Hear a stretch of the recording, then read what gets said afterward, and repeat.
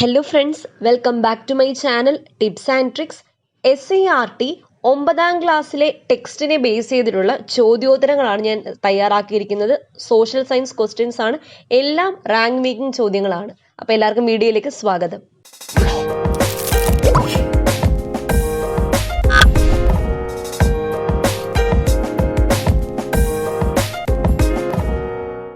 ആദ്യത്തെ ചോദ്യം, ലോക വൃദ്ധദിനം. ലോക വൃദ്ധദിനം എന്നാണ്? ഒക്ടോബർ 1-നാണ് ലോക വൃദ്ധദിനം.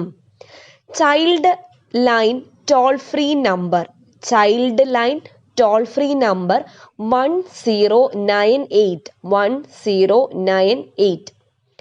പുത്തൻപാന രചിച്ചത് ആരാണ്? അർണോസ് പാതിരി.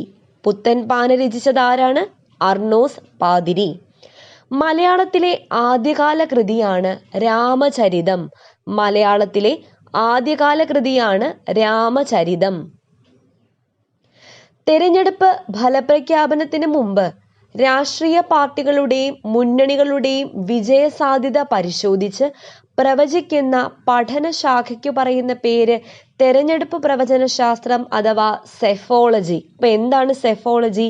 തെരഞ്ഞെടുപ്പ് ഫലപ്രഖ്യാപനത്തിന് മുമ്പ് രാഷ്ട്രീയ പാർട്ടികളുടെയും മുന്നണികളുടെയും വിജയസാധ്യത പരിശോധിച്ച് പ്രവചിക്കുന്ന പഠനശാഖയാണ് തെരഞ്ഞെടുപ്പ് പ്രവചന ശാസ്ത്രം അഥവാ സെഫോളജി.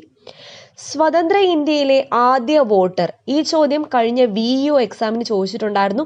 സ്വതന്ത്ര ഇന്ത്യയിലെ ആദ്യ വോട്ടർ ശ്യാം സരൺ നേഗിയാണ്. ശ്രീകൃഷ്ണ കർണാമൃതം രചിച്ചത് പൂന്താനം നമ്പൂതിരി.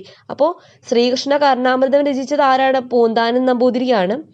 ചെറുശ്ശേരി കൃഷ്ണഗാഥ രചിക്കപ്പെട്ട കാലഘട്ടം. അപ്പോൾ ചെറുശ്ശേരി ഏത് കാലഘട്ടത്തിലാണ് കൃഷ്ണഗാഥ രചിച്ചത്? 15ാം നൂറ്റാണ്ടിലാണ്. 15ാം നൂറ്റാണ്ട്. വർത്തമാന പുസ്തകം രചിച്ചത് ആരാണ്?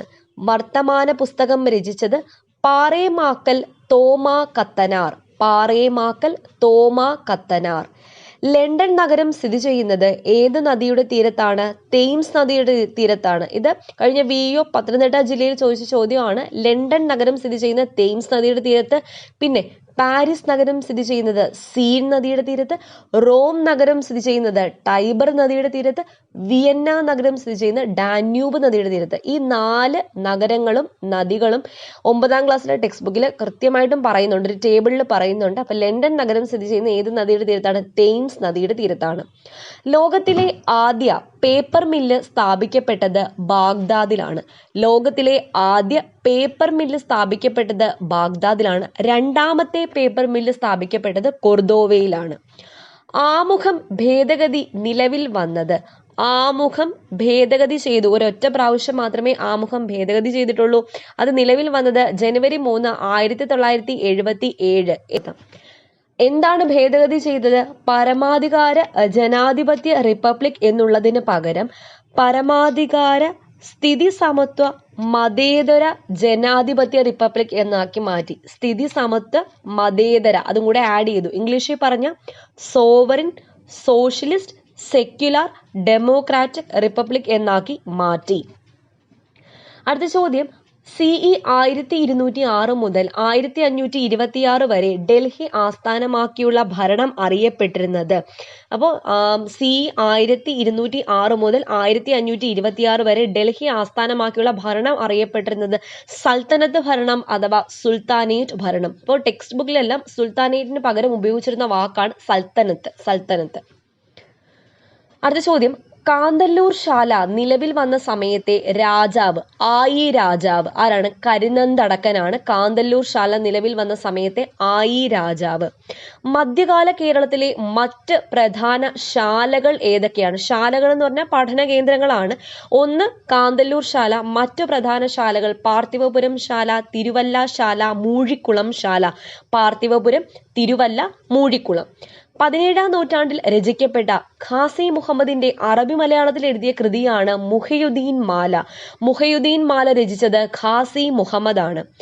ആമുഖം ഭേദഗതി നിലവിൽ വന്നതാണ് ജനുവരി 3, 1977. അതിലൊരു പോയിന്റും കൂടെ കൂട്ടിച്ചേർക്കാം. 1976 ഭരണഘടന, അതായത് 42ാം ഭേദഗതി ആക്ട് 2ാം വകുപ്പ് പ്രകാരമാണ് പരമാധികാര ജനാധിപത്യ റിപ്പബ്ലിക് എന്നതിന് പകരം പരമാധികാര സ്ഥിതി സമത്വ മതേതര ജനാധിപത്യം എന്ന് ആഡ് ചെയ്തത്. അടുത്ത ചോദ്യം, മുഗൾ ചക്രവർത്തിയായ ഷാജഹാന്റെ മകളാണ് ജഹനാര. മുഗൾ ചക്രവർത്തിയായ ഷാജഹാന്റെ മകളുടെ പേരെന്താണ്? ജഹനാര. ദേവസ്വം ഭൂമിയുടെ അവകാശികൾ എന്നറിയപ്പെട്ടത്, ദേവസ്വം ഭൂമിയുടെ അവകാശികൾ ഊരാളർ എന്ന പേരിലാണ് അറിയപ്പെട്ടത്.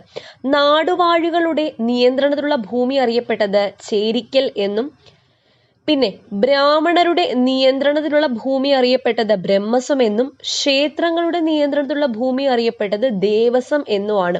ഇത് രണ്ടും അങ്ങോട്ടും ഇങ്ങോട്ടും തിരിഞ്ഞു പോകരുത്. ദേവസ്വം ഭൂമിയുടെ അവകാശികൾ ഊരാളർ എന്നും, ക്ഷേത്രങ്ങളുടെ നിയന്ത്രണത്തിലുള്ള ഭൂമിയുടെ അവകാശികൾ ദേവസ്വം എന്നും, ബ്രാഹ്മണരുടെ നിയന്ത്രണത്തിലുള്ള ഭൂമി ബ്രഹ്മസ്വം എന്നും, നാടുവാഴികളുടെ നിയന്ത്രണത്തിലുള്ള ഭൂമി ചേരിക്കൽ എന്നും അറിയപ്പെട്ടു. അടുത്ത ചോദ്യം, മധ്യകാല കേരളത്തിലെ വേദ പഠന കേന്ദ്രങ്ങൾ അറിയപ്പെട്ടിരുന്നത് ശാലകൾ എന്നാണ്. ശാലകൾ. അടുത്തത് ഒരു കോട്ടാണ്. ഇത് ആരാണ് പറഞ്ഞത്? സ്വാതന്ത്ര്യം കിട്ടുന്നതിന്റെ ആവേശമായിരുന്നു അന്നെല്ലാം ഞങ്ങൾക്ക്. അതില്ലാത്ത ആനന്ദവും അഭിമാനവുമായിരുന്നു വോട്ട് ചെയ്തിറങ്ങിയപ്പോൾ.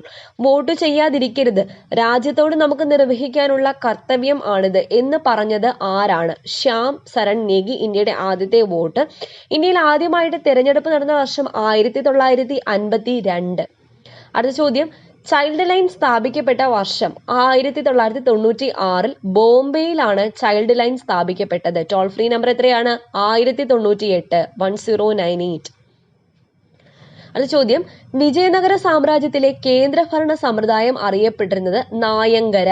വിജയനഗര സാമ്രാജ്യത്തിലെ കേന്ദ്രഭരണ സമ്പ്രദായം അറിയപ്പെട്ടിരുന്നത് നായങ്കര എന്നും, വിജയനഗര സാമ്രാജ്യത്തിലെ പ്രാദേശിക ഭരണം അറിയപ്പെട്ടിരുന്നത് അയ്യഗാർ എന്നുമാണ്. അപ്പൊ നായങ്കര എന്താണ്? കേന്ദ്രഭരണവും അയ്യഗാർ എന്നത് പ്രാദേശിക ഭരണവുമാണ് വിജയനഗര സാമ്രാജ്യത്തിലെ. മറാത്ത ഭരണാധികാരിയായിരുന്ന ശിവജിയെ ഭരണത്തിൽ സഹായിച്ചതിന് സമിതി അറിയപ്പെട്ട പേര് അഷ്ടപ്രധാൻ. അപ്പൊ അഷ്ടപ്രധാൻ ആരുടെ സഭയാണ് അല്ലെങ്കിൽ ആരുടെ സമിതിയാണെന്ന് ചോദിച്ചാൽ ശിവജിയുടെ സഭയാണ്. കുതിരകളെ ഉപയോഗിച്ച് തപാലുകൾ കൈമാറിയിരുന്ന സംവിധാനത്തിന് പറയുന്ന പേരാണ് ഉല്ലൂഖ്. കുതിരകളെ ഉപയോഗിച്ച് തപാലുകൾ കൈമാറിയിരുന്ന സംവിധാനം ഏതാണ്? ഉല്ലൂഖ് ആണ്. അതീവ ശ്രദ്ധയോടും അധികാരത്തിന് അനുസരിച്ചും സജ്ജനങ്ങളെ സംരക്ഷിക്കുകയും ദുഷ്ടരെ ശിക്ഷിക്കുകയും ചെയ്യുന്ന ജോലി നിങ്ങൾ ഏറ്റെടുക്കണം. നിങ്ങൾ കാണുന്നതും കേൾക്കുന്നതുമായ ഒന്നും അവഗണിക്കുകയും അരുത്. ഇതാര് പറഞ്ഞതാണ്? കൃഷ്ണദേവരായർ അദ്ദേഹത്തിന്റെ അമുക്തമാല്യത എന്ന കൃതിയിൽ പറഞ്ഞ വാക്കുകളാണിവ. ഗംഗന്മാരെ കീഴടക്കിയതിന്റെ ഓർമ്മയ്ക്കായി ഗംഗൈ കൊണ്ട ചോളൻ എന്ന ബിരുദം സ്വീകരിച്ചത് രാജേന്ദ്ര ചോളനാണ്. ഗംഗന്മാരെ കീഴടക്കിയതിന്റെ ഓർമ്മയ്ക്കായി ഗംഗൈ കൊണ്ട ചോളൻ എന്ന ബിരുദം സ്വീകരിച്ചത് ആരാണ്? രാജേന്ദ്ര ചോളൻ. ചോളന്മാരുടെ തടാകം എന്നറിയപ്പെട്ടത് ബംഗാൾ ഉൾക്കടലാണ്. ചോളന്മാരുടെ തടാകം എന്നറിയപ്പെട്ടത്. സർക്കാർ ധാന്യപ്പുരകൾ സ്ഥാപിച്ച ഖിൽജി ഭരണാധികാരിയാണ് അലാവുദ്ദീൻ ഖിൽജി. സർക്കാർ ധാന്യപ്പുരകൾ സ്ഥാപിച്ച ഖിൽജി ഭരണാധികാരിയാണ് അലാവുദ്ദീൻ ഖിൽജി. മാൻസബ്ദാരിമാർക്ക് ശമ്പളത്തിന് പകരമായി ഭൂമി പതിച്ചു നൽകുന്ന സമ്പ്രദായമാണ് ജാഗിർദാരി സമ്പ്രദായം. മാൻസബ്ദാരിമാർക്ക് ശമ്പളത്തിന് പകരമായി ഭൂമി പതിച്ചു നൽകുന്ന സമ്പ്രദായത്തിന് പറയുന്ന പേരെന്താണ്? ജാഗിർദാരി.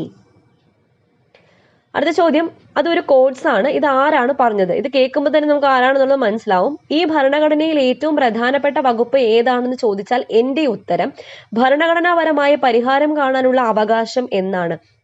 ഇത് ഇന്ത്യൻ ഭരണഘടനയുടെ ഹൃദയവും ആത്മാവുമാണ് എന്ന് പറഞ്ഞത് ആരാണ്? Doctor BR Ambedkar.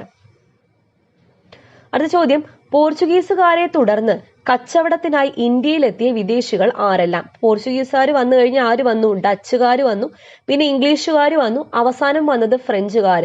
അപ്പോൾ പോർച്ചുഗീസുകാർ, ഡച്ചുകാർ, ഇംഗ്ലീഷുകാർ, ഫ്രഞ്ചുകാർ.